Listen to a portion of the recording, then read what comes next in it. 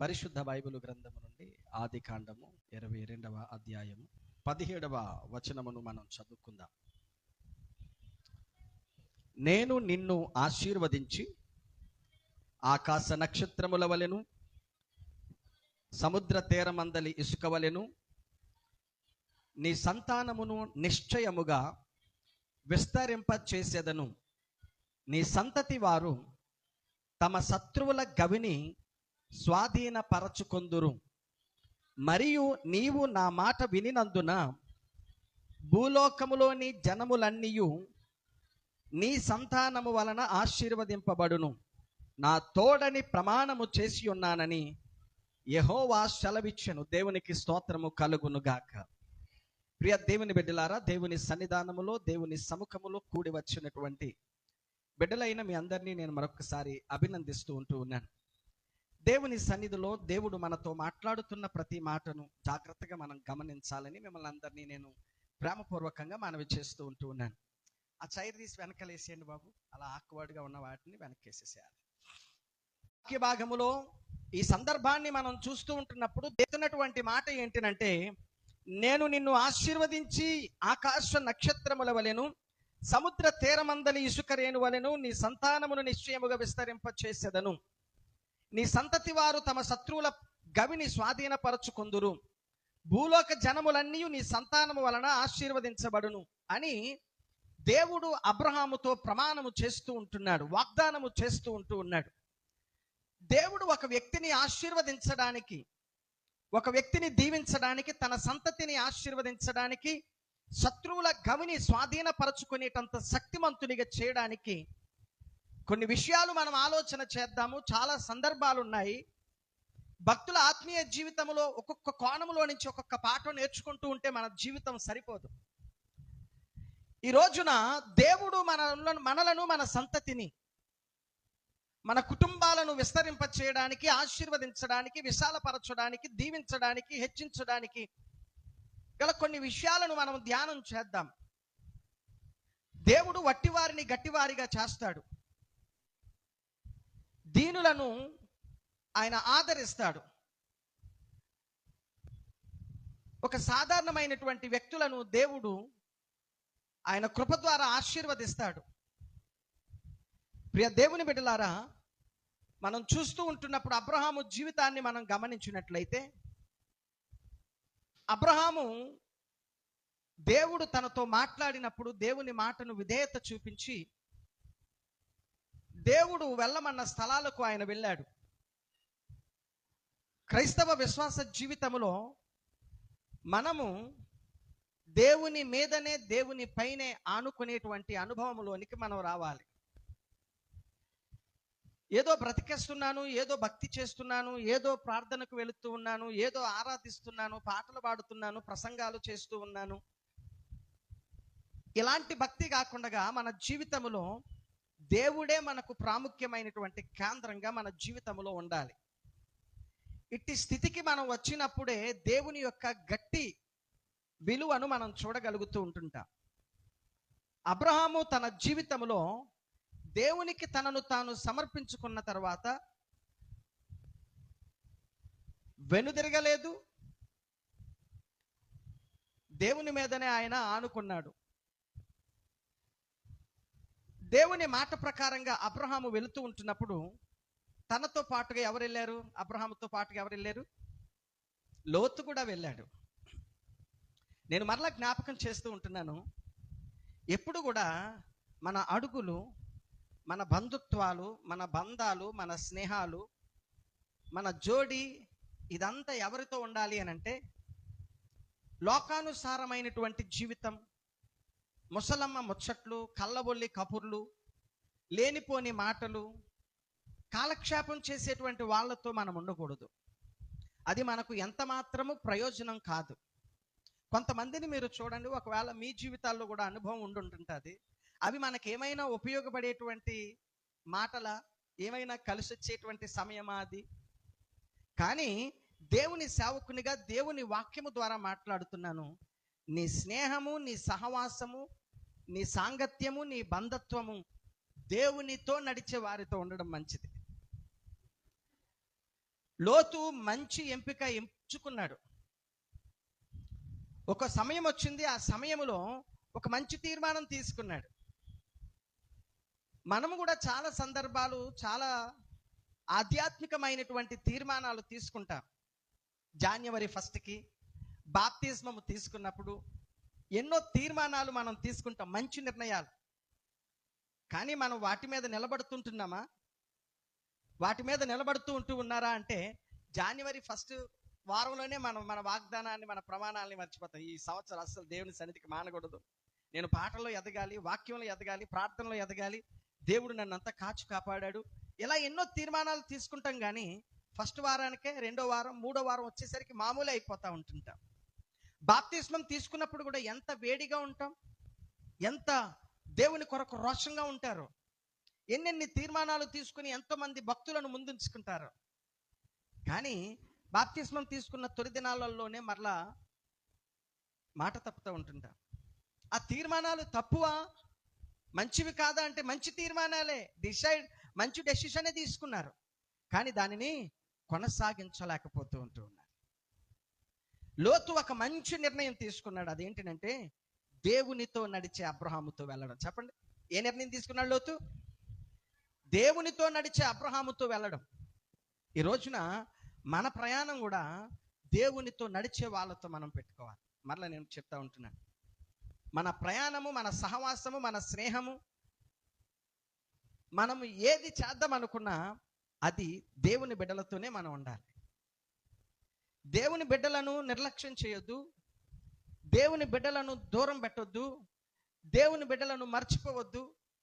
వాళ్ళ దగ్గర ఉంటే ఏమొస్తుంది, వాళ్ళ దగ్గర ఉంటే ఎంతసేపు ప్రార్థన అంటాడు, ప్రార్థనకు రమ్మంటాడు, ప్రార్థనకు రమ్మంటుంది, బోర్గా ఫీల్ అవ్వద్దు. ఎందుకనంటే ఆ దేవుని బిడ్డలతో నడిచే వారితో నడవడం మనకు ఆశీర్వాదకరం. లోతుకు చాలా మంది ఉన్నారు, లోతుకు బంధువులు ఉన్నారు, వాళ్ళంతా అక్కడే ఉన్నాడు. కానీ దేవునితో నడుస్తున్న వ్యక్తిని ఎంపిక చేసుకున్నాడు. ఫ్రెండ్స్, యవన బిడ్డలారా, సహోదరిలారా, పెద్దవాళ్ళారా, ఈ మాటలు వింటున్నటువంటి వారులారా, దేవునితో నడిచే వారితో మీరు నడవండి, దేవునితో ఉండేటువంటి వారితో మీరు ఉండండి. లోతు మంచి నిర్ణయం తీసుకున్నాడు. అబ్రహాము దేవునితో ఉన్నాడని, దేవునితో నడుస్తున్నాడని అబ్రహాముతో నడిచాడు లోతు. మీకు ఒక విషయం తెలుసా? దేవుడు మాట్లాడింది అబ్రహాముని, వాగ్దానం ఇచ్చింది అబ్రహాముకి. ఈ తతంగం అంతా అబ్రహాముకి దేవునికి మధ్య జరిగినంత ప్రక్రియ జరిగింది. నేను నిన్ను ఆశీర్వదిస్తానన్నాడు, దీవిస్తానన్నాడు, ఇన్ని వాగ్దానాలు అబ్రహాముకి చేశాడు. అయితే కేవలము ఆ అబ్రహాముతో నడిచినందుకు లోతు కూడా అంతకంతకు సమానంగా, అబ్రహాముతో పాటు సమానంగా ఇద్దరూ కలిసి జీవించలేనంతగా అబ్రహాము ఆశీర్వదించబడ్డాడు, లోతు ఆశీర్వదించబడ్డాడు. మీరు గమనిస్తూ ఉంటున్నారా? దేవునితో నడవడము మనకు ఆశీర్వాదకరం. అబ్రహాముతో నడిచినందుకు ఎవరు దీవించబడ్డారు? జస్ట్ నడిచాడంతే, జస్ట్ హీ వాక్ విత్. కొంతమంది నెత్తి నోరు బాదుకుంటూ ఉంటారు, కొంతమంది తట్టుకోలేనటువంటి రోదన చేస్తూ ఉంటుంటారు. నాకు ఎలాగైపోయిందండి, నాకు అలాగైపోయిందండి, నా పిల్లలు ఎలాగైపోయారండి, నా పిల్లలు అలాగైపోయారండి, నా కుటుంబం ఎలాగైపోయిందండి. ఏదో ఒక రోజున తీర్మానములో, ఎంపికలో లోపము జరగడాన్ని బట్టి ఈ రోజున ఇలాంటి పరిస్థితులు వస్తూ ఉంటుంటాయి. ఈ రోజున కష్టం వచ్చిందా, ఈ రోజున నష్టం వచ్చిందా, ఈ రోజున బాధ కలిగిందా, పిల్లల వలన కానీ, భర్త వలన కానీ, భార్య వలన కానీ, వ్యాపారం వలన కానీ తీసుకునేటువంటి నిర్ణయాలు, తీర్మానాలు, డెసిషన్స్ మేకింగ్ ఎక్కడో పొరపాటు జరిగింది. నువ్వు మొదట్లోనే చెప్తే ఒరే బాబు వాళ్ళతో తిరక్కు, నువ్వు మొదట్లోనే చెప్తే అమ్మాయి ఆ అమ్మాయితో తిరక్కు, మొదట్లోనే మొత్తుకుంటే నువ్వు అలా చేయకు, ఎలా చేయకు అని భర్తతో, భార్యతో, కుటుంబ సభ్యులతో మనం మొత్తుకుంటే మొదట్లోనేమో ఫోన్లే అని ఊరుకుంటాం. రేపు చెప్పుదాంలే, రేపు చెప్పుదాంలే, రేపు చెప్పుదాంలే అని ఇలాగ నిండా మునిగిపోయే పరిస్థితులు అయిపోతూ ఉంటున్నాయి. లేదు, మన నిర్ణయాలు మంచివిగా ఉంటుండాలి. ఎలా ఉండాలి అని అంటే దేవునితో నడిచే బిడ్డలతో మన నిర్ణయాలు ఉంటుండాలి. లోతు అబ్రహాముతో నడిచే నిర్ణయం తీసుకున్నాడు. చాలా మంది ఫ్రెండ్స్ ఉండరా ఆ ఊర్లో, మెసపతోమియాలో ఊరనేటువంటి ఊర్లో.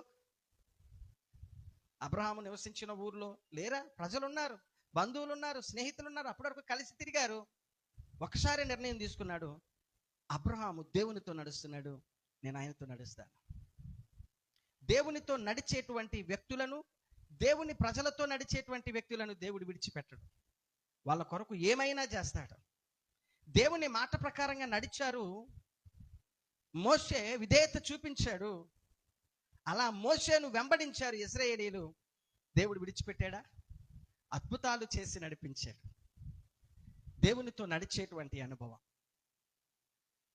అబ్రహాముతో పాటుగా లోతు సరి సమానంగా ఆశీర్వదించబడ్డాడు, విస్తరించబడ్డాడు. గమనించండి, ఇలా వారిద్దరూ కలిసి జీవిస్తూ ఉంటూ ఉన్నారు. వీళ్ళ పని వారికి వాళ్ళ పని వారికి మధ్య గల్లాట జరిగింది. అబ్రహాము సేవకులకును లోతు సేవకులకు మధ్య గొడవలు జరుగుతూ ఉంటున్నాయి, మనస్పర్ధలు వస్తూ ఉన్నాయి, మాట వస్తూ ఉంటుంది. అప్పుడు కూడా మంచి నిర్ణయమే. వాళ్ళిద్దరూ కలిసి ఒకరినొకరు చూడండి, చాలా అద్భుతమైన పాఠాలు మనం నేర్చుకోవచ్చు. వాక్యము, ఈ బైబుల్ అద్భుతమైన జీవితాలను కడుతూ ఉంటుంది. బైబుల్ జీవితాలను కడుతుంది, కుటుంబాలను కడుగుతుంది, బ్రతుకులను కడుగుతుంది, సంసారాలను కట్టుతుంది. మన బైబిల్ గ్రంథంలో మీరు చూడండి, అనేకమైనటువంటి పాఠాలు మనం నేర్చుకోవచ్చు. వాళ్ళిద్దరు కలిసి వెళ్తా ఉంటున్నారండి. పనోళ్ళకి గొడవ వచ్చింది. ఈ పనోళ్ళు గొడవాడుకుంటే వీళ్ళిద్దరు కొట్టుకున్నారా అండి? ఈ రోజున పిల్లలు కొట్టుకుని పెద్దోళ్ళు పోలీస్ స్టేషన్కి వెళ్ళిపోయే పరిస్థితులు అయిపోతూ ఉంటుంది. పిల్లలు కొట్టుకుంటున్నారు. పిల్లలు కొట్టుకుంటున్నప్పుడు ఆలోచన లేకుండా ఆవేశంతో వీళ్ళు గొడవలు ఆడుకుని ఏమైపోతున్నాయి? కోర్టులకి. నో, క్రైస్తవ బిడ్డలు అలా చేయడానికి వీలు లేదు. అది క్రైస్తవత్వం కాదు, అది మంచిది కాదు. వాళ్ళిద్దరు గొడవలు ఆడుకుంటుంటే వీళ్ళిద్దరు ఏమి నిర్ణయం తీసుకున్నా తెలుసా? అబ్రహాం ఏమి నిర్ణయం తీసుకుంటే తెలుసా? లోతుని పిలిచి, లోతు పరిస్థితి నేను చూస్తూ ఉంటున్నాను కాబట్టి మన ఇద్దరం మామూలుగానే, నువ్వు ఎక్కడున్నా బాగోవాలి, నేను ఎక్కడున్నా బాగోవాలి, మన ఇద్దరం బాగోవాలంతే. వాళ్ళిద్దరి గురించి మనం కొట్టుకుంటాం, వాళ్ళందరి గురించి. ఈ రోజున చాలా మంది కుటుంబాలు విడిపోతూ ఉంటుంటాయండి. చాలా మంది అన్నదమ్ములు, అక్క చెల్లెళ్ళు, అత్తమామలు, కొడుకు కోడలు విడిపోతూ ఉంటుంటారు, వేరే కాపురాలకు వెళ్తూ ఉంటుంటారు. ఒకప్పుడు వేరే కాపురం ఎప్పుడు ఎలా ఉండేది కదా మనకు తెలియదా? పెద్దోళ్ళకి తెలుసు. వాళ్ళందరినీ స్థిరపరిచిన తర్వాత వాళ్ళ కాళ్ళ మీద వాళ్ళు నడుస్తారు, బ్రతుకుతారు, పిల్లల్ని పెంచుకోగలరు. అంటే వీళ్ళని చూసి వాళ్ళు నేర్చుకునేవారు. పెద్దోడిని ఎలాగా, పిల్లల్ని ఎలాగా, ఆడపిల్లల్ని ఎలాగా, మగపిల్లల్ని ఎలాగా, వచ్చిన రాబడి ఎలాగ ఉపయోగించాలి, వచ్చిన ప్రతి పైసలో నుంచి ఎలా ఉపయోగించాలి అని ఇవన్నీ అమ్మ నాన్నలతో ఉంటుండగా వీళ్ళు నేర్చుకున్న తర్వాత, ఆ బాధ్యతలన్నీ వంటబట్టిన తర్వాత ఓకే, వీళ్ళ కాళ్ళ మీద వీళ్ళు బ్రతకగలరు. ఏ తల్లిదండ్రులు పూర్వం చూడండి, అట్టే కాలం వాళ్ళ దగ్గర పెట్టుకోలేదు, చక్కగా వాళ్ళ కాళ్ళ మీద వాళ్ళు బ్రతుకుతున్నారనగా అప్పుడు వేరే కాపురం పెట్టేవారు. ఇప్పుడు ఇలా పెళ్ళి అయితే అలాగా వేరే కాపురం వెళ్ళిపోవాలి. అత్తమామలతో ఉండడానికి ఈవిడికి ఇష్టం ఉండదు. కోడలు గారికి చాలా కష్టం అయిపోతూ ఉంటుంటుంది. తర్వాత కష్టాలు పొందించుకుంటుంటుంది. అడ్మినిస్ట్రేషన్ తెలియదు, ఎలా బ్రతకాలి నీకేం తెలుసు? చదివేస్తున్నాను అనుకుంటున్నావు, లేకపోతే నాకు అన్నీ తెలుసు అనుకుంటున్నావు. లేదు, ఒక అడ్మినిస్ట్రేషన్ రావాలి అని అంటే చాలా శాంతం, సమాధానం, ప్రశాంతత ఉపయోగించాలి. వాళ్ళిద్దరూ చక్కగా అలా కలుసుకొని వాళ్ళిద్దరూ మాట్లాడుకొని అంటూ ఉంటున్నాడు, ఇంతకాలం ఉన్నాం బాగుంది, మరి ఏం చేస్తాం, వాళ్ళు కొట్టుకుంటున్నారు, వాళ్ళ గురించి మన ఇద్దరు ఎందుకు బాధపడ్డాం, నువ్వు ఒకవైపు వెళ్ళిపో, నేను ఒకవైపు వెళ్తాను. సో ఈ రోజున ఇలా సమాధానంగా విడిపోవాలి. ఏ కుటుంబం చూడండి, గొడవలు ఆడేసుకోవడం, అడ్డంగా గోడలు కట్టేసుకోవడం, గొడవలు ఆడేసుకోవడం, మీ పిల్లలతో మా పిల్లలు మాట్లాడకూడదు, మా పిల్లలతో మీరు మాట్లాడకూడదు. చిన్న చిన్న కుటుంబాలం అండి, చిన్న చిన్న జీవితాలు, మనవి చిన్న కుటుంబాలు అనుభవిస్తూ ఉంటున్నాం, చూస్తూ ఉంటున్నాము. చాలా మందిని చూస్తూ ఉంటున్నాం. దైవజనునిగా చెప్తా ఉంటున్నాను, ఈ చిన్న జీవితాల్లో, చిన్న ఈ ప్రయాణాలలో చక్కగా కలుసుకొని కలగలుపుకొని ఉంటుందాం. అనుభవాలు నేర్చుకుందాం, ఆవేశపడొద్దు. ఈ అబ్రహాము లోతు అనుభవాలు చూస్తున్నాం కదా, వీళ్ళు ఏం చేశారు? గొడవ ఆడుకుని విడిపోయారా? చక్కగా ప్రశాంతంగా విడిపోయారు. నువ్వు ఎలా వెళ్తావు చెప్పు అని మొదటి నిర్ణయం ఏం చేశాడు? మొదటి నిర్ణయం లోతుకే ఇచ్చేసాడు. నేను ఎప్పుడు చెప్తా ఉంటుంటాను, అక్క పెద్దక్క అందరికి చీరలు కొనేది, నలుగురికి చీరలు కొనేసేసి తెచ్చేది పండక్కి. నలుగురికి చీరలు కొనేసేసి తెచ్చినప్పుడు అందులో ఏదో ఒకటి బాగుంటుంది కదా, నీకు నచ్చింది ఒకటి ఉంటుంది, నీకు నచ్చింది ఒకటి ఉంటుంది, నీకు నచ్చింది ఒకటి ఉంటుంది. కానీ ఫస్ట్ సెలక్షన్ చిన్నక్క దగ్గర నుంచి ప్రారంభించింది. కొనేది పెద్దదే, కానీ సెలక్షన్ ఎవరిది? చిన్నోడిది. చిన్నక్క సెలెక్ట్ చేసుకున్న తర్వాత ఎలిజబెత్ అక్క సెలెక్ట్ చేసుకునేది, ఎలిజబెత్ అక్క సెలెక్ట్ చేసుకున్న తర్వాత విమలక్క సెలెక్ట్ చేసుకునేది, ఆ మిగిలింది తను తీసుకునేది. అందుకనే వజ్రకోటని అంటారు మా ఊర్లో, అంటారు మా వాళ్ళందరూ అంటారు, వాళ్ళని చూసి నేర్చుకోవాలా. వాళ్ళందరికీ మాదిరి అయ్యారు. ప్రేమ కట్టుకుని ఒకళ్ళు బాగుంది, నీ చీర చాలా బాగుందంటే మనకు కలిసి వచ్చేది ఏముంది, బాగోలేదంటే పోయేది ఏముంది, ఏదో కట్టుకున్నాం కదా. కానీ చూపిన ప్రేమ గుర్తుండిపోద్దే. చింతల్లి మమ్మీ తల్లి ప్రభు దగ్గరికి వెళ్ళింది. ఆ బిడ్డ రాజు తల్లి ఇద్దరు చిన్నప్పటి నుంచి కలిసే పెరిగారు. అంటే పెద్ద బుజ్జి తల్లి చిన్న బుజ్జి తల్లి వాళ్ళిద్దరూ ఒక తల్లి కడుపునే పుట్టారు కాబట్టి వాళ్ళిద్దరు కలిసి అలా పెరిగారు. వీళ్ళిద్దరు వేరుగా ఉంటే రమేష్ అనుకున్నాడు, ఈ పిల్లకి ఆ పిల్ల తోడు ఉండాలి, ఆ పిల్లకి ఈ పిల్ల తోడు ఉండాలని చెప్పేసి పిఠాపురం తీసుకుని వెళ్ళిపోయాడు. పిఠాపురం తీసుకుని వెళ్ళిపోయిన తర్వాత ఒకవేళ ఎలాంటి బట్టలు కొన్నా అక్కడ సెలక్షన్ మమ్మీ తల్లి రాజీకి ఇచ్చేసేది. చెల్లి సెలెక్ట్ చేసుకో, లోతు నువ్వు ఎటు వెళ్తావో వెళ్ళు, నేను మిగిలిన చోటుకి నేను వెళ్తానని లోతుతో అబ్రహాం చెప్తాడు. అసలు ప్రాబ్లము ఇక్కడ జరిగిందనమాట. లోతు ముందు మొదటి నిర్ణయం మంచిదే, అబ్రహాముతో నడవాలనేటువంటిది. ఆ తర్వాత ఆ కమిట్మెంట్కి లేకపోయాడు. కొంచెం సెట్ అయిన తర్వాత, కొంచెం స్థితిగతులు మారిన తర్వాత, కొంచెం పరిస్థితులు మారిన తర్వాత, పరిస్థితులు మారొచ్చు కానీ మన మనస్తత్వాలు మారకూడదు. కొంచెం సెటిల్ అయిపోయాడు, స్థిరపరచబడిపోయాడు, లోతులో మార్పు వచ్చేసింది, స్వార్థం పెరిగిపోయింది. నాకే మంచిది కావాలి, నేను ఆడి వల్లనే బాగున్నాను, అబ్రహాం వల్లనే బాగున్నాను, అబ్రహామే నన్ను తీసుకుని వచ్చాడు, నన్ను ఈ స్థాయిలో పెట్టాడు కాబట్టి బాగోవలసింది అతను అని అనుకోలేదు. నేనే బాగోవాలి, స్వార్థం వచ్చేసింది లోతుకి. గమనించండి, నేనే బాగోవాలి అనేటువంటిది మీ అక్క చెల్లెల్లో కానీ, అన్నదమ్ముల్లో కానీ, తోడబుట్టిన వాళ్ళు కానీ, తోటి కోడళ్ళలో కానీ, మనం ఉంటున్నటువంటి సమాజంలో మనం దేవుడు పెట్టినటువంటి జీవితాలండి మనయే. మనం దేవుడు దీవించాలి కానీ మనం ఏదో చేసేద్దామని అనుకోవద్దు. ఈ సమాజంలో స్వార్థానికి పోవద్దు. నేనే, నాకే కావాలి, నేనే లాగేసుకోవాలి, నేనే ఇచ్చేసుకోవాలి అనేది వద్దు. ఎదుటోడు బాగుంటే నేను బాగుంటాను అనుకోవాలి. ఏమనాలండి చెప్పండి? ఎదుటోడు బాగుంటేనే నేను బాగుంటాను అనుకోవాలి. కానీ నేను బాగుంటానంటే నువ్వు బాగోవడం కోసం ఎదుటోళ్ళు బాధ పెట్టి ఎంతకాలం ఉండిపోతావు ఈ లోకంలో? ఏ శాశ్వతమైన ఏం తీసుకెళ్ళిపోతావు ఈ లోకంలో? అబ్రహాముతో లోతు అనాల్సింది, అయ్యయ్యో అలా అనొద్దు అబ్రహాం గారు, నీ వల్ల నాకు ఈ జీవితం వచ్చింది, నువ్వేది తీసుకుంటావో తీసుకో, తర్వాత నేను తీసుకుంటాను అనాలి. లేదు, స్వార్థం వచ్చేసి చుట్టూ చూసి చక్కగా ఉన్న ప్రాంతాలన్నిటినీ, చక్కగా ఉన్నటువంటి ప్రాంతాలన్నిటినీ వెతుక్కొని ఆ ప్రాంతాలకు నేను ఇలాగ వెళ్తాను, మిగతా స్థలాలు మీరు తీసుకుందరు కానీ మంచిది నేను తీసుకుంటాను అని చెప్పి ఈ లోతు తనకు శ్రేష్టమైనటువంటి స్థలాన్ని తీసేసుకున్నాడు. ప్రియమైనటువంటి వాళ్ళరా, మిగిలిన స్థలాన్ని మాత్రమే అబ్రహాము తీసుకున్నాడు.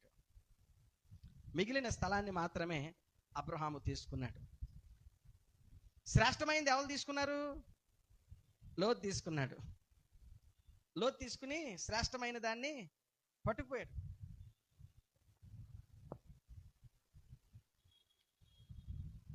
శ్రేష్టమైనటువంటి దాన్ని పట్టుకుని వెళ్ళిపోయాడు. అయితే అబ్రహాం మాత్రం అక్కడే ఉండిపోయాడు. శ్రేష్టమైన స్థలానికి ఎవరు వెళ్ళారు? లోతు వెళ్ళాడు. ఇప్పుడు సిరిని, నీ పేరు ఏం పేరు నాయన? సౌజన్య ఉంది. ₹1,00,000 ఉంది. ₹1,00,000 మొత్తం సౌజన్య తీసేసుకుంది, శ్రేష్టమైనది అంతా తీసేసుకుంది. పోనీ ₹1,00,000 500 నోట్లు ఇవన్నీ పట్టుపోయి చిల్లర ఒక ₹100 లేకపోతే 200 ఒక ₹1000 ఉంచింది. శ్రేష్టమైనదంతా ఎవరు పట్టుకెళ్ళిపోయారు? సౌజన్య పట్టుకెళ్ళిపోయింది. ఇక సిరి దగ్గర ఏమైనా ఉందా? అబ్రహాము దగ్గర ఏమీ లేదు. ఏమీ లేదంటే శ్రేష్టమైనది ఏది లేదు. శ్రేష్టమైన స్థలాన్ని ఎవరు తీసేసుకున్నారు? శ్రేష్టమైన పొజిషన్ని లోతు తీసేసుకున్నాడు. అబ్రహాం దగ్గర ఇక శ్రేష్టమైందంటూ ఏది లేదు. గమనించండి, ఇప్పుడు మనం అసలైన పాయింట్కి వచ్చాం. శ్రేష్టమైనటువంటి దాని దగ్గర శ్రేష్టమైనదంతా లోతు పట్టుకెళ్ళిపోయాడు. అబ్రహాం ఎక్కడున్నాడు? ఒక ఎంటీ ప్లేస్లో నుంచున్నాడు. ఆయన మంచి నిర్ణయం తీసుకుని ఆ స్థలానికి తను పోయాడు. అయితే అక్కడ అద్భుతమైన మాట రాసి ఉంటుంది చూడండి. ఆదికాండము 18వ అధ్యాయము 22వ వచనాన్ని మనం చూద్దాం.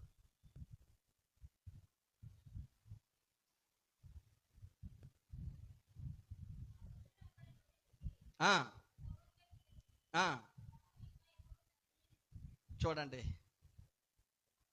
అబ్రహాము దగ్గర ఏముంది అనేటువంటిది కాదు, అబ్రహాము ఏమై ఉన్నాడు అనేటువంటిది కాదు, కానీ అబ్రహాము దగ్గర ఉన్నటువంటి అనుభవం చూడాలి మనం. అబ్రహాము దగ్గర ఉన్నటువంటి అనుభవాన్ని చూడాలి.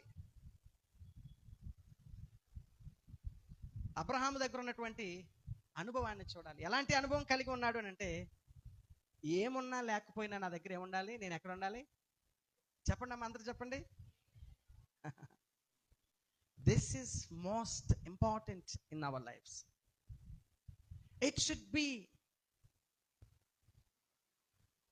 High priority. అత్యంత ప్రాముఖ్యమైనటువంటి స్థానాన్ని మనం దేవునికి ఇవ్వాలి, దేవుని సన్నిధికి ఇవ్వాలి. ఎక్కడి నుంచి ఉన్నాడటండి? ఎక్కడున్నాడట? చెప్పండి అమ్మ, అందరూ చెప్పండి. అబ్రహాం ఎక్కడున్నాడు? దేవుని సన్నిధిలో ఇంకా ఉన్నాడు. ముగింపు ప్రార్థన అవ్వదు, ఆశీర్వాదం అవ్వదు, డింగ్ డింగ్ డింగ్ అని పోతూ ఉంటుంటారు మన వాళ్ళు. చాలా చోట్ల చూస్తూ ఉంటుంటారు. మరి ఇంటి దగ్గరికి వెళ్ళిపోయి ఏం చక్రాలు సాధిస్తారో తెలియదు, కానీ ఏం చేసేస్తారో తెలియదు, కానీ దేవుని సన్నిధిలో కాసేపు గడపడానికి ముందుగా వెళ్తే 2 గంటలకు వచ్చేవాళ్ళ, పాటలు అయిపోయిన తర్వాత వెళ్తానులే, ఈ పని చేసేసుకుని వెళ్తానులే. దేవుని సన్నిధిని ఎంత నిల్చుంటే, ఎంత గడిపితే అంత మంచిది. మీకు చెప్తా ఉంటున్నాను మనం రోజు రోజు ఏం చేయాలి? మరింత మెరుగుపరచబడాలి. కాబట్టి దేవుని సన్నిధిలో ఎంత ఉంటే మనకు అంత మంచిది. దేవుని సన్నిధికి వేరుగా, దేవుని సన్నిధికి దూరంగా ఎంత శ్రేష్టమైంది నీ కంటికి ఇంపుగా కనపడుతుందని, రంగులు కనపడుతున్నాయని, హంగులు కనపడుతున్నాయంటే, దేవుని సన్నిధికి వెలుపల ఉన్నదంతా వ్యర్థమే. ఈ రోజు మెరుగుగా కనిపించవచ్చు, ఒక రోజున అగ్ని గంధకాలు కురిసేటువంటి పరిస్థితి అయిపోతుంది.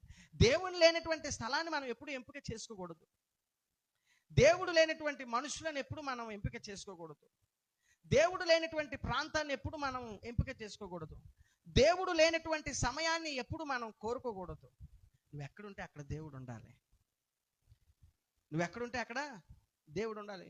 దేవుడు ఇక్కడ ఉంటాడు, అక్కడ ఉంటాడు, అక్కడ ఉంటాడు, అన్ని చోట్ల ఉంటాడు, కానీ నీ మదిలో ఉంటాడా కదా, నీ మదిలో ఉండాలి కదా. సో నువ్వు ఎక్కడుంటే అక్కడ దేవుడు ఉండేటట్టుగా నీ మదిలో దేవుణ్ణి స్తుతిస్తూ ఉండాలి. ప్రభా, నువ్వు ఇప్పుడు నాతో ఉండాలి, ఇక్కడ ఉండాలి, నా దగ్గర ఉన్నావు కదా అని మాట్లాడుకుంటూ ఉంటుండాలి. అబ్రహాము ఏమీ కోరుకోలేదు, అది కావాలి ఇది కావాలని అనుకోలేదు, కానీ దేవుని సన్నిధి ఉంటే చాలు, నాకు దేవుని సన్నిధి ఉంటే చాలు.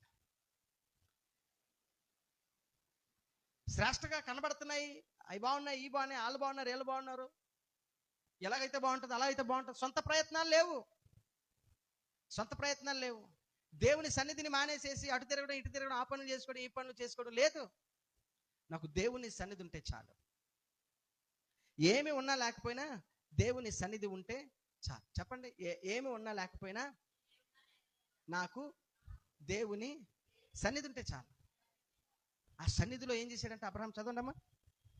దేవుని సన్నిధిని నిలుచుండెను. దేవుని సన్నిధిలో ఉన్నాడు. మీరు ఎక్కడున్నారు? దేవుని సన్నిధిలో ఉన్నారు. ఇది శ్రేష్టమైంది. దేవుని సన్నిధిలో ఉండే వారిని దేవుడు ఏం చేస్తాడు అంటే, ఇప్పుడు రండి 22వ అధ్యాయంలోని కింద మనం చదువుకున్నాం కదా. దేవుని సన్నిధిలో ఉన్నటువంటి అబ్రహామును దేవుడు ఎలాగ ఆశీర్వదించాడు అని అంటే, ఆకాశ నక్షత్రముల కంటే సముద్ర తీరమందలి ఇసుక వలె నీ సంతానమును నిశ్చయముగా విస్తరింపచేసేదను. భూలోక జనములన్నీ నీ సంతానము వలన ఆశీర్వదించబడును. అబ్రహాము సంతానం వలన ఎవరు ఆశీర్వదించబడతారంటమ్మా? భూలోక జనములన్నీ ఆశీర్వదించబడతారు. ఈరోజు మన సంతానం వలన మనకే ఆశీర్వాదం లేదు. ఏమండి? కొంతమంది పిల్లలు ఉంటారు, ఎందుకుంటారో తెలియదు, పోనీ ఏమన్నా చిన్నోళ్ళ అంటే యూత్ యూత్ యవనస్తులు ఈ రోజున తల్లిదండ్రులకు ఉపయోగం లేకుండా చాలా మంది జలసాగా తిరుగుతూ ఉంటారు, జులాయిగా తిరుగుతూ ఉంటుంటారు. కన్న బిడ్డలకే వాళ్ళ నరకం ఇక్కడే చూపించేస్తూ ఉంటుంటారు. ఎవరికో ఆశీర్వాదకరంగా ఉండొద్దు, మనకు ఆశీర్వాదకరంగా ఉంటే చాలు. అబ్రహాము సంతానం అంటే ఎలా ఉన్నదటండి? భూలోకంలో ఉన్నటువంటి వారికి ఆశీర్వాదకరంగా ఉన్నాడు. నీ సంతానం వలన భూలోకములోని జనములన్నీ ఆశీర్వదించబడు. తల్లులారా, ఎవరి బిడ్డలారా వింటున్నారా? మనం ఎలా ఉండాలి అని అంటే, మన పిల్లలు మనకు ఆశీర్వాదకరంగా ఉండాలి, ఎదుటి వాళ్ళకి ఆశీర్వాదకరంగా ఉండాలి.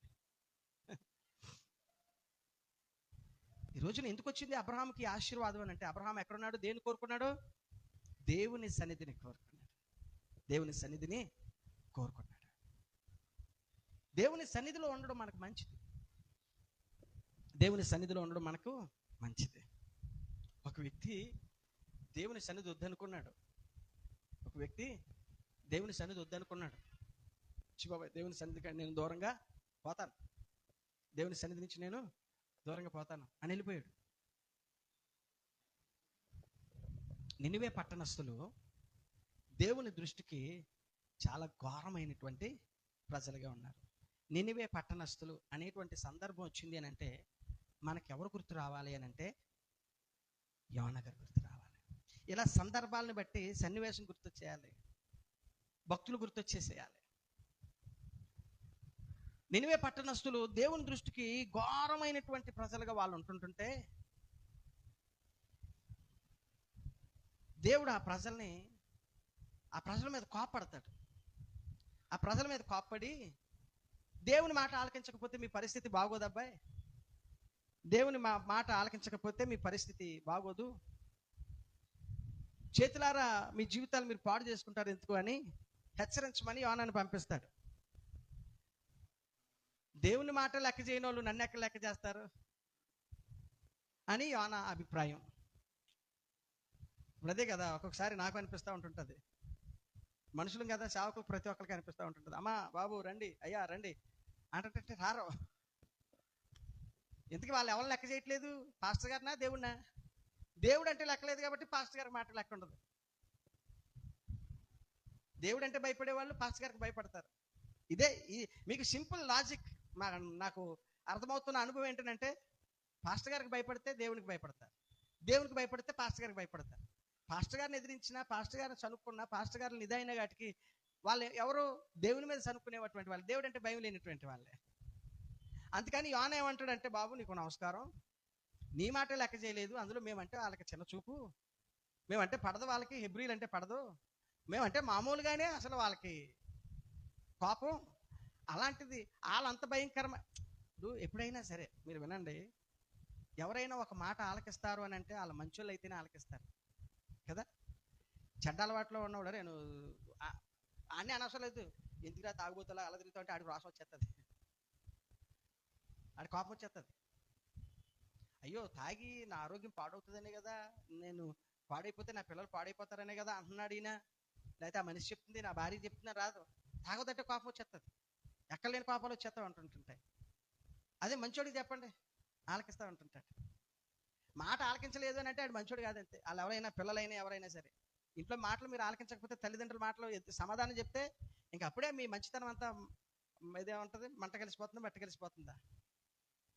తల్లిదండ్రులు చెప్పే ప్రతి మాటకు మనం పిల్లలైనటువంటి వాళ్ళు విధేయత చూపించాలి, అప్పుడే మంచి నడవడికి వస్తూ ఉంటుంటుంది. మీరు చెడ్డ అలవాట్లో స్వభావాల్లో పెరిగితే తర్వాత మాటలు ఆలకించలేరు, మనస్తత్వాలు సరిదిద్దుకోలేరు, మంచి భవిష్యత్తును తెచ్చుకోలేరు. ఈ నినివే పట్టణస్థులు చాలా భయంకరమైనటువంటి వాళ్ళు. చూడండి 2వ వచనం చదవండి అమ్మా, యోనా గ్రంథము 1వ అధ్యాయం 2వ వచనం చదవండి. మొదటి నుంచి చదువుదాం. యెహోవా వాక్కు అమితయి కుమారుడైన యోనాకు ప్రత్యక్షమై ఇలాగూ సెలవిచ్చాను, నినివే పట్టణస్థుల దోషము నా దృష్టికి ఘోరమాయను గనుక నీవు లేచి నినివే మహాపట్టణమునకు పోయి దానికి దుర్గతి కలుగునని ప్రకటింపుము అని దేవుడు చెప్పాడు. ఎవరితో చెప్పాడు? యోనా గారితో చెప్పాడు. బాబు నా సేవకుడా, నా దైవజనుడా, నేను ప్రేమించినవాడా, నన్ను ప్రేమించినవాడా, నువ్వు వెళ్ళి నినివే పట్టణస్థులతో ఇలా చెప్పు, దోషం మామూలుగా లేదు, భయంకరంగా ఉంది. దుర్గతి పడుతుందని చెప్పు అని చెప్పేసేసి దేవుడు ప్రకటించమన్నాడు. మాట వింటే బాగుంటుంది, దేవుని వైపు తిరిగితే బాగుంటుంది, దేవుడు సహాయం చేస్తాడు కదా, దేవుడు పరిస్థితిని మారుస్తాడు కదా, దేవుడి వైపు తిరిగి ఆయన సహాయాన్ని కోరుకుంటే మంచిది అని ప్రకటించు అని యోనాను పంపిస్తే, చూడండి ఇక్కడ చూడండి యోనా చేసిన పని ఏంటనుకుంటున్నారు. 3వ వచనం చదవండి అమ్మా. అయితే యెహోవా సన్నిధిలో నుండి, ఎక్కడి నుంచి అట్టండి చెప్పండి, ఎక్కడి నుంచి అట? యెహోవా సన్నిధిలో నుండి తర్షీషు పట్టణముకు పారిపోవాలనని యోనా యొప్పేకు పోయి తర్షీషునకు పోవు ఒక వాడను చూచి ప్రయాణమునకు కేవు ఇచ్చి యెహోవా సన్నిధిలో నిలువక వాడవారితో కూడి తర్షీషునకు పోవుటకు వాడ ఎక్కాను. ఎక్కడ నిలవలేకపోయాడండి? యెహోవా సన్నిధిలో నిలబడలేకపోయాడు, వాడలో ఉన్న వాళ్ళతో కలిసాడు. గమనిస్తా ఉంటున్నారా? నేను మరలా చెప్తా ఉంటున్నాను, దేవుని సన్నిధిలో నిలబడడం మనకు మంచిది, దేవుని బిడ్డలతో ఉండడం మనకు మంచిది, ప్రార్థనా పరులతో. ఇప్పుడు ఫర్ ఎగ్జాంపుల్ శాంతి ఉంది, శాంతి ప్రియ ప్రార్థనలో ఎదుగుతూ ఉంటుండగా నలుగురు కలిసి ఆవిడ మీద డైలాగ్ లేకుండగా, అయ్యో ఆ ప్రార్థనలో నేను ఎదిగితే నాకు మంచిది అని తనతో పాటు ఉండడానికి ప్రయత్నం చేయాలి. ఆ ప్రార్థనలో ఒకరు నలుగురు, 5, 6, 10 మంది తోడైతే మంటేక. అలాగే సహోదరులుగా మీరు కూడా ఒకరు, లూదియా గారు, మరియా గారు, శాంతమ్మ గారు, భాగ్య, ఎస్తేరు, బ్లెస్సి, బ్యోలా, వీళ్ళందరూ కలిసి షారా, మీరు అందరూ కలిస్తే ఒక ఫైర్ ఇంకంతే. మీరు ప్రార్థనలు చేస్తూ ఉంటుండగా అద్భుతం జరుగుతూ ఉంటుంది. కానీ మన స్వభావాలు ఎలా ఉంటాయని అంటే, యెహోవా సన్నిధిని అయితే నిలబడం. యోనా ఏం చేశాడు? యోనాలో అంటోడే దైవజనుడు ఏం చేశాడు? దేవుని సన్నిధిని నిలవక దేవుని సన్నిధి నుంచి ఎక్కడికి వెళ్ళిపోతున్నాడు? తర్షీష్కి వెళ్ళిపోవడానికి మనం డబ్బులు ఇచ్చేసి, ఎవరు నువ్వు ఉత్తిని వెళ్ళరా బాబు నాయన, నేను పంపిస్తాను, నేను రికమెండ్ చేస్తాను, నేను ఏదో చేస్తాను, నీకు ఎందుకని అక్కడికి వెళ్ళకుండా దేవుడు అన్నీ ఇస్తే అట్లా అట్టుకుని ఎక్కడికి వెళ్తున్నాడు? వాడకాలంటే డబ్బులు ఉండాలా? వాడకాలంటే టికెట్ తీసుకోవాలా? ఇవన్నీ యోనాకి ఎవరు ఇచ్చారు? దేవుడు ఇచ్చాడు. దేవుడు ఇచ్చిన వాటిని ఏం చేయాలి? దేవుడు చెప్పినట్లు చేయాలి కదా. డబ్బులు ఇచ్చింది దేవుడు, అన్ని సమకూర్చింది దేవుడు. అయ్యో నా కొడుకు ఇక్కడికి వెళ్తాడని ఇస్తే మనోడు ఏం చేస్తున్నాడు? చక్కగా జలసాగా తీసుగా నాకు ఫస్ట్ క్లాస్ ఇవ్వండి సార్, ఫస్ట్ క్లాస్ టికెట్ ఇవ్వండి అని చెప్పేసి ఏం చేశాడు? నినివే పట్టణానికి వెళ్ళకుండా తర్షీషు వెళ్ళేటువంటి ప్రజలతో కలిసిపోయాడు. బాధ్యతను మరచిపోయాడు. దేవుని సన్నిధిలో మనం లేకపోవడం వల్ల జరిగేటువంటిది ఏంటని అనుకుంటున్నారు? నెంబర్ 1, జనాల్లో కలిసిపోతాం. ఎక్కడికి ఏమవుతామండి? లోకంలో కలిసిపోతాం. లోకంలో కలిసిపోయిన తర్వాత వాళ్ళతో కలిసి ఆ వాడికి ఏం చేశాడు? ఒక విశ్వాసి చాలా జాగ్రత్తగా ఉండాలండి. విశ్వాసి అన్న తర్వాత నేను ఎప్పుడు చెప్తా ఉంటుంటాను, యేసు ప్రభు నమ్ముకోవడంతో పని అయిపోయింది కాదు, అసలైన జీవితం అప్పుడుతోటే ప్రారంభం అవుతూ ఉంటుంటుంది. అసలు పోరాటం అప్పుడుతోటే ప్రారంభం అవుతూ ఉంటుంటుంది. అందుకని పౌలు గారు ఏమన్నారంటే, ఇది ప్రసవ వేదన అంటాడు ఆయన. ఆత్మీయ జీవితం, భక్తి అనేటువంటిది రోజు రోజు మనం పోరాడుతూనే ఉంటుండాలి. రోజు నొప్పులు అనుభవిస్తూనే ఉంటుండాలి. రోజు కష్టపడుతూనే ఉంటుండాలి. ఆత్మీయ జీవితంలో ఒక్కసారి మనం దెబ్బతిన్నామా, పక్కకి తిరిగామా, దెబ్బ అయిపోతాం. ఫస్ట్ ఏం చేశాడు? నినివే పట్టణాలకు వెళ్ళకుండా తర్షీషు పట్టణానికి డబ్బులు ఇచ్చి టికెట్ కొనుక్కున్నాడు. ఎవరితో కలిసిపోయాడు?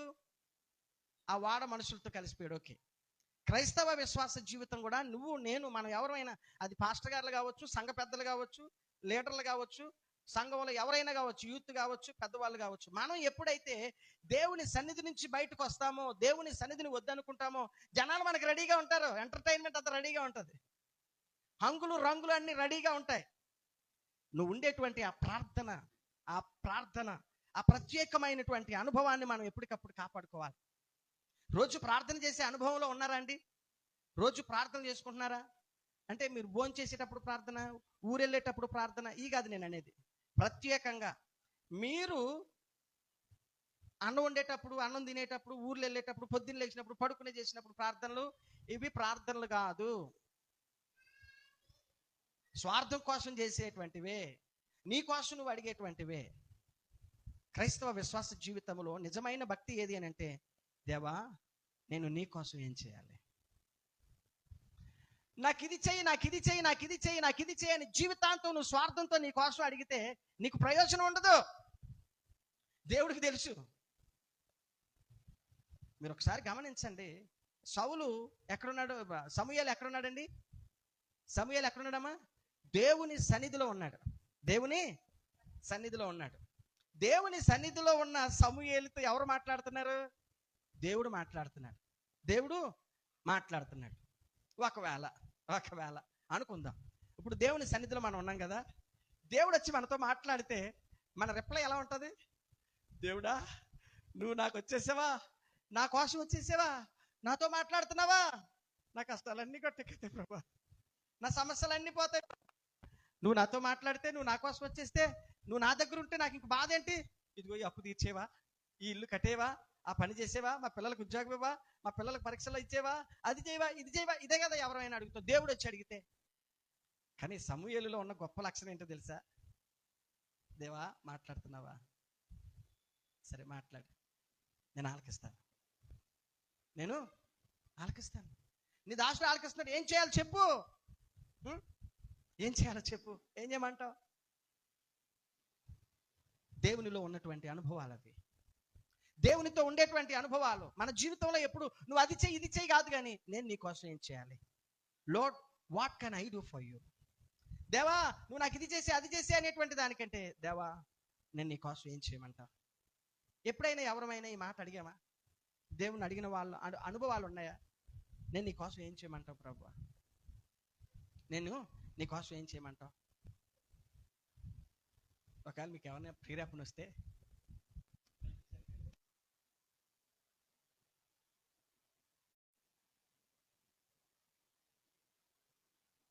నుంచి పారిపోతున్నాడు, జనాల్లో కలిసిపోయాడు. నెంబర్ 1 ఏంటి? ఒక్కసారి దేవుని సన్నిధికి దూరం అయ్యాడు. ఏమయ్యాడు? వేరే ప్రయాణం మొదలైంది. ఏమైంది? దేవునితో ప్రయాణం మారిపోయింది. దేవునికి దూరం అయితే ప్రయాణం మారిపోతుంది. చాలాసార్లు నేను అలా వెళ్ళినటువంటి వాడిని. దేవునికి దూరం అయ్యామా, ఒక్కసారి అనుకున్నామా, చాలా దూరం అయిపోతాం. మన ప్రయాణమే మారిపోద్ది, మన పద్ధతే మారిపోద్ది, మన నడవడికే మారిపోద్ది, మన ఆలోచనలే మారిపోతూ ఉంటుంటాయి. యోనా లాంటి జీవితాలే, యోనా లాంటి అనుభవాలే. ప్రయాణం మారింది, మనుషులు కూడా మారిపోయారు. రకరకాల మనుషులు. ఆ మనుషులు చూడండి, విశ్వాస జీవితాన్ని మనం చూద్దాం. ప్రయాణం మార్చేసాడు, మనుషులతో కలిసిపోయిన తర్వాత విశ్వాస జీవితం ఏమవుతుంది? దేవుని సన్నిధికి దూరం అయితే అంటే, విశ్వాసి గనక పడిపోతే ఎంత భయంకరమైనటువంటి జీవితం అవుతుందో ఒకసారి చూద్దాం. ఆ వాళ్ళ ఏమొచ్చిందండి? తుఫాన్ వచ్చింది. లోకానికి తెలిసిందా లేదా? వాళ్ళలో ఉన్న వాళ్ళకి తెలిసిందా లేదా? అందరికీ తెలిసింది. అందరూ బాబోయ్ దేవుడు అని గుండ్లు బాదుకుంటున్నారు. కానీ ఈ విశ్వాసం మాత్రం ఏం చేస్తున్నాడు? మత్తుగా నిద్రపోతున్నాడు. గాఢ నిద్రలోనికి వెళ్ళిపోయాడు. ఎవరు? విశ్వాసి, దైవజనుడు. మండేటువంటి దైవజనుడు మత్తులోనికి వెళ్ళిపోయి గాఢ నిద్రలో నిద్రపోతూ ఉంటున్నాడు. ఏంటండి, వాడ పైకి కిందకి అతలాకుతలం అయిపోతూ ఉంటుంటే తెలీదా? తెలియకుండా అయిపోతూ ఉంటుంటా. దేవునికి దూరమైనటువంటి జీవితాలు చాలా కష్టమైపోతూ ఉంటుంటాయి, చాలా క్లిష్టమైపోతూ ఉంటుంటాయి. దేవుని సన్నిధికి దూరమైన కారణాన్ని ఏమైంది? ఎంతటి తుఫాను అనుభవించాల్సిన పరిస్థితి వచ్చింది. ఇన్ని అలలు కొట్టివేయబడాల్సిన పరిస్థితి వచ్చింది. దైవజనుడు ఆ వాడలో ఉన్నందుకు ఆ ప్రజలకు మేలుకరంగా ఉండాలి, కానీ ఆ వాడకే కష్టం వచ్చేటట్లు అయిపోయింది. విశ్వాసి వలన ఆ చుట్టుప్రక్కల ఉన్న వాళ్ళందరూ క్షేమంగా ఉండాలి, కానీ ఉపయోగం లేనటువంటి భక్తి జీవితం, విశ్వాస జీవితం అయిపోయింది. తత్ఫలితంగా ఆ యోనాను ఏం చేయాల్సి వచ్చింది? సముద్రంలో విసిరేయాల్సి వచ్చింది. ఇదంతా ఎందుకు వచ్చిందయ్యా యోనా నీకు? చెప్పండి ఒకసారి. యోనాకి ఎందుకు వచ్చింది? దేవుని సన్నిధిని విడిచిపెట్టేశారు. దేవుని సన్నిధిని విడిచి వేరే మార్గం. ఇద్దరు వ్యక్తులు. అబ్రహాము దేవుని సన్నిధిని నిలిచాడు, తన సంతానమును భూలోక జనులకు ఆశీర్వాదకరంగా చేశాడు. యోనా దేవుని సన్నిధికి దూరం అయ్యాడు, సమస్యలను కొని తెచ్చుకుని చీకటి అంధకారము నన్ను ఆవరించింది అంటాడు. చూడండి ఏమంటాడు చూడండి అమ్మా.